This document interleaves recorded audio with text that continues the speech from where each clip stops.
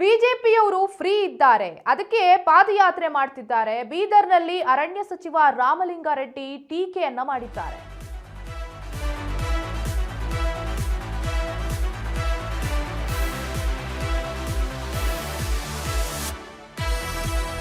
ಬಿಜೆಪಿಯವರು ಫ್ರೀ ಆಗಿದ್ದಾರೆ, ಹಾಗಾಗಿ ಪಾದಯಾತ್ರೆ ಮಾಡ್ತಿದ್ದಾರೆ ಅಂತ ಅರಣ್ಯ ಸಚಿವ ರಾಮಲಿಂಗಾರೆಡ್ಡಿ ಟೀಕಿಸಿದ್ದಾರೆ.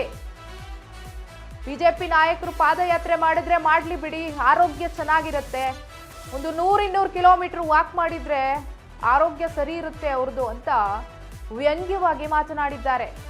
ನಾಗೇಂದ್ರ ಮೇಲೆ ಆಪಾದನೆ ಮಾಡಿ ರಾಜೀನಾಮೆ ಕೇಳ್ತಿದ್ದಾರೆ.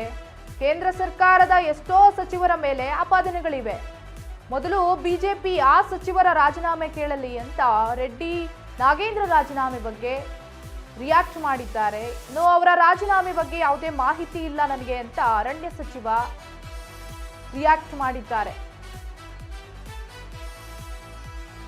ಫ್ರೀ ಆಗಿದ್ದಾರೆ ಬಿಜೆಪಿಯವರು, ಅದಕ್ಕೆ ಏನು ಕೆಲಸ ಇಲ್ಲ, ಪಾದಯಾತ್ರೆ ಮಾಡ್ತಿದ್ದಾರೆ, ಮಾಡ್ಲಿ ಬಿಡಿ, ಒಂದು 100-200 ಕಿಲೋಮೀಟರ್ ವಾಕ್ ಮಾಡ್ತಿದ್ರೆ ಅವ್ರಿಗೇನೆ ಆರೋಗ್ಯ ಚೆನ್ನಾಗಿರುತ್ತೆ ಅಂತ ಹೇಳಿಕೆಯನ್ನ ಕೊಟ್ಟಿದ್ದಾರೆ ಅರಣ್ಯ ಸಚಿವ ರಾಮಲಿಂಗಾರೆಡ್ಡಿ.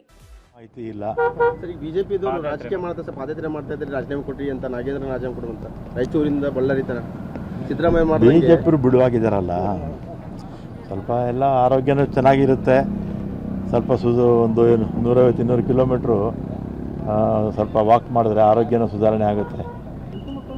ಆಮೇಲೆ ಬಿ ಜೆ ಪಿಯವರು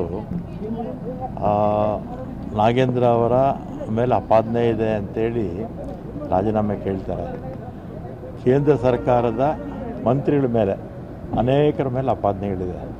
ನಮ್ಮ ರಾಜ್ಯದಲ್ಲಿರ್ತಕ್ಕಂಥ ಕೇಂದ್ರದಲ್ಲಿ ಪ್ರತಿನಿಧಿಸುವಂಥ ಕೇಂದ್ರದ ಮಂತ್ರಿಗಳ ಮೇಲೂ ಕೂಡ ಇದೆ.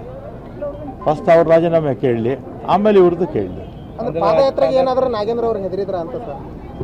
ಪಾದಯಾತ್ರೆ ಈಗ ಇದೆಲ್ಲ ಗಿಮಿಕ್ಕು. ಬಿ ಜೆ ಪಿಯವ್ರಿಗೆ ಗೊತ್ತಲ್ಲ ನಿಮಗೆ, ಕೆಲಸಗಾರರಲ್ಲ ಅವರು, ಮಾತುಗಾರರು ಅಷ್ಟೇ. ಎಲ್ಲ ದೇಶದಲ್ಲೂ ಕೂಡ ಬಿ ಜೆ ಪಿ ಎಲ್ಲ ಧೂಳಿಪಟ್ಟಾಗೋಗುತ್ತೆ.